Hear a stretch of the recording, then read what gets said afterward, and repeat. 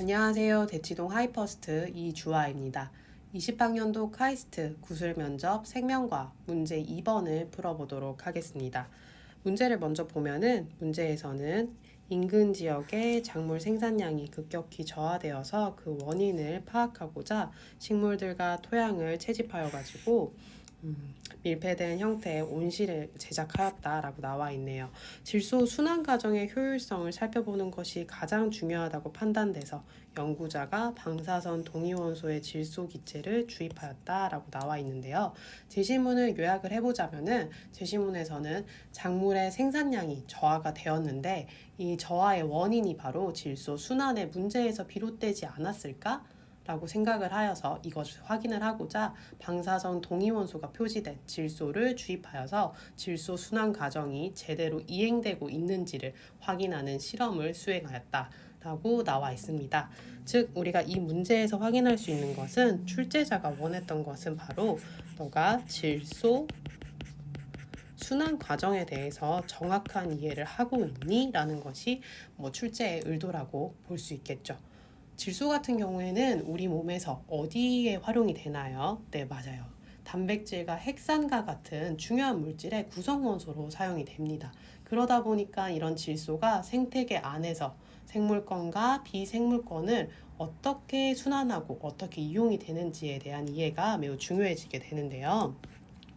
그러면 우리 질소 순환 과정을 한번 둘러보고 문제로 다시 돌아갈게요. 공기 중에 질소가 얼마나 우리가 차지를 하고 있죠? 네, 맞아요. 공기 중의 질소가 대략 78% 정도 차지를 하고 있어요. 그런데 우리는 이런 기체 질소를 바로 사용할 수 있나요? 아니죠. 우리가 공기 중의 질소를 직접적으로 사용할 수 없습니다. 그 이유는 우리가 루이스 구조를 한번 그려볼게요. 질소의 루이스 구조를. 질소의 루이스 구조를 한번 그려보면은 이렇게 그려질 수가 있겠죠. 질소의 경우에는 삼중결합을 한다라는 것을 우리가 확인을 할 수가 있어요.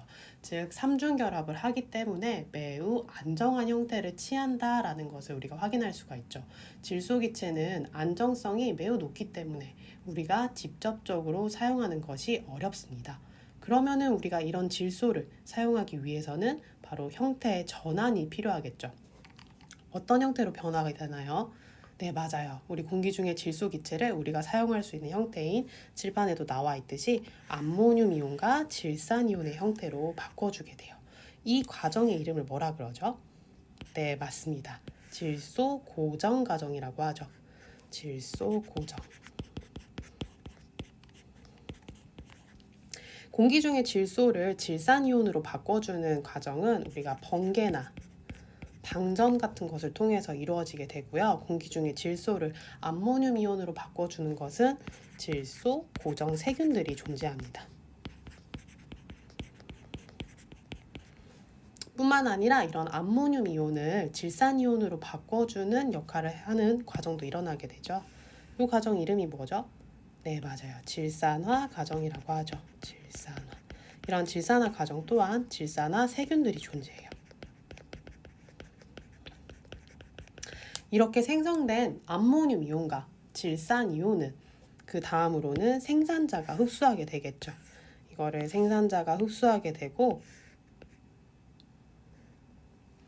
생산자인 식물이 흡수를 하여서 무기물의 질소를 유기화하여서 아미노산과 같은 형태로 바꿔주게 됩니다. 즉 다시 말하자면은 무기물을 유기물로 바꾼다. 이것을 우리가 뭐라 그러죠? 동화작용이라고 하죠. 그래서 질소 동화작용을 하게 됩니다. 이거는 아까 우리가 말했다시피 식물, 즉 생산자에 의해서 이루어지게 되겠죠. 이렇게 생성된 아미노산들을 우리 소비자인 동물이 섭취를 하여 가지고 단백질이나 뉴클레오티드에 활용되게 하겠죠. 이것을 우리 동물 소비자들이 활용을 하면서 우리 몸의 근육이나 항체, 효소, DNA, RNA 같은데 구성 물질로 활용을 하게 됩니다. 반대로 이러한 질소 우리가 그 생물권 안에서 순환했던 질소 유기물들을 동물의 사체나 배설물을 통해서 다시 분해자가 역으로 돌려주는 과정도 있죠. 그래서 이런 유기물의 형태들을 다시 분해자가 돌려주는 돌려주는 과정도 있고, 뿐만 아니라 탈질산화 세균에 의해서도 질산이온들이 질소기체로 다시 돌아가는 과정 또한 발생하게 됩니다. 탈질산화. 이 또한 세균에 의해서 일어나겠죠. 탈질산화 세균.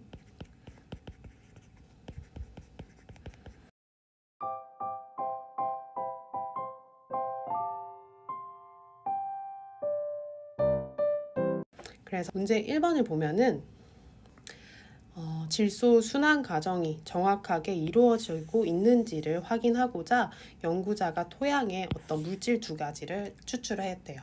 그 물질이 무엇이죠? 네, 맞아요. 우리가 그림에서 확인할 수 있듯이 질소 순환 과정의 첫 번째 단계였던 질소 고정 과정에 대한 얘기를 하고 있습니다. 질소 고정 과정을 통해서 어떤 일이 발생했죠? 네, 맞아요. 공기 중에 질소가 암모늄 이온과 질산 이온의 형태로 바뀌는 걸 확인할 수 있었죠. 즉, 답에서는 문제 1번에서는 질소 고정 과정의 산물, 생산물이 무엇이냐? 그러면 정답으로는 암모늄 이온, 질산 이온 이라고 해줘도 되고, 또는 암모늄염, 질산염이라고 여러분이 답을 해줘도 되겠습니다. 그리고 문제 2번을 볼까요? 문제 2번에서는 작물 생산량이 매우 높은 다른 지역에서 토양을 가지고 왔다. 그리고 이것을 온실에다 섞어줬대요. 그러니까 갑자기 질소 순환 효율이 증가했대. 이 현상이 가능한 원인이 무엇인지 설명하시오 라고 나와 있습니다. 즉, 이 토양에 무엇이 있었을까요? 네, 맞아요. 우리가 다시 칠판으로 잠깐 돌아간다면은 질소 순환 과정에 있어서 중요했던 것들 중 하나가 바로 우리 질소 고정 과정이었죠. 이런 질소 고정 과정을 해주는 친구들이 누구였죠? 맞습니다. 질소 고정 세균들이었죠. 즉, 다시 문제로 돌아간다면은 이 토양에는 질소 고정 세균들이 있었던 거예요. 그러다 보니 우리가 이런 질소 고정 세균들이 그 온실 속으로 옮겨졌을 때 증식을 하게 되고, 이로 인해서 질소 고정 과정의 효율이 증가하여서 암모늄 이온, 즉 암모늄염이 많이 생성되게 되겠죠. 이로 인해 결론적으로 이제 질소 순환의 효율이 증가했다라는 것을 얘기할 수 있겠죠. 그래서 여러분이 꼭 말해야 되는 것이 첫 번째로가 질소 고정 세균들이 있었다. 그러다 보니 이 친구들의 역할, 즉 질소 고정 과정, 공기 중의 질소가 암모늄염, 암모늄 이온으로 많이 전환이 돼가지고 효율이 증가했다라는 답을 꼭 해줘야겠죠. 마지막으로 문제 3번을 보겠습니다. 문제 3번에 보면은 토끼를 넣었네요. 토끼는 우리가 아까 확인할 수 있었듯이 동물, 즉 소비자에 속하겠죠. 토끼를 넣고 3일간 사육을 했대요. 그리고 토끼에서 어떤 근육 조직을 소량 추출했는데, 질소 순환 과정의 효율을 파악하기 위해서는 이 추출한 근육 조직에서 어떤 걸 이용하는 게 좋겠니? 라고 물어보고 있죠. 문제에서 묻는 것은 무엇인가요?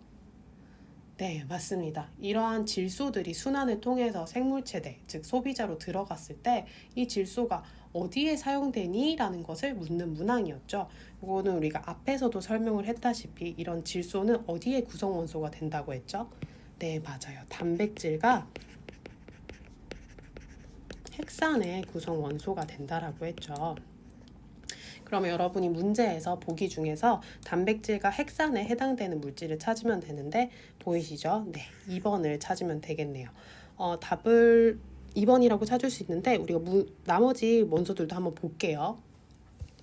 1번 글리코젠의 경우에는 글리코젠은 포도당의 다당류 형태를 우리가 글리코젠이라고 하죠. 즉 포도당이 합쳐져서 글리코젠이 되게 되는데, 그러다 보니까 글리코젠의 구성 원소는 CHO가 돼요. 액틴 단백질은 뭐죠? 네, 맞아요, 여러분. 액틴 단백질은 미오신과 함께 근육을 이루는 기본 단백질을 의미합니다. 그러다 보니 단백질이기 때문에 CHON이 구성 원소가 되게 되고, 피루부산, 이 친구는 뭐죠? 네, 맞아요. 포도당을 딱 반 자르면 피루부산이 되죠. 이걸 우리가 해당 과정이라고 세포흡 단원에서 배우게 되는데, 즉 화학식을 써본다면은 C3H4O3가 되죠. 그래서 구성 원소가 CHO 세 가지가 되게 되고, 마지막으로 중성지방의 경우에는 글리세롤에 지방산 3개가 이렇게 붙어있는 형태죠. 그러다 보니 구성 원소가 CHO가 됩니다. 그래서 결론적으로는 액틴 단백질, 만약에 뭐 보기에 핵산이 있었다면 핵산도 가능했겠죠. 액틴 단백질이라는 것을 추론할 수가 있습니다. 여기까지가 카이스트 20학년도 문제 2번이었고요. 여러분 수고 많으셨습니다.